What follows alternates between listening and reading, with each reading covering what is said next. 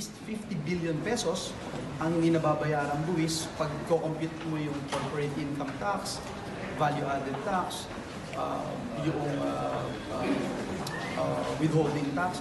And then, there's an issue of franchise tax. I think it's very important na ma-tackle natin yun. Bakit hindi nagbabayad ng franchise tax yung mga offshore gaming na companies ng POGOs? Ang kanilang paniniwala, hindi kasi sila nag-ooperate daw dito, which is ridiculous. Why would they get the license of PAGCOR? Tapos sasabihin nila hindi sila sakop noong pagbabayad ng franchise tax. But the million-dollar question is, anong ginagawa ng PAGCOR?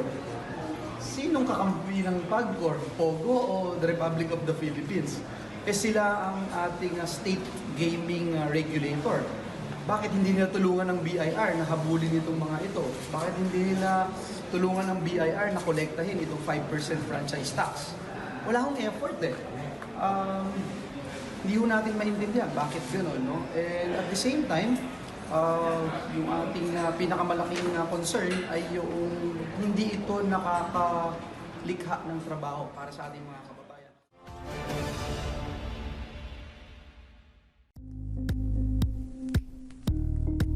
Thank you for watching Politiko TV. Please like and subscribe to our channel for more videos.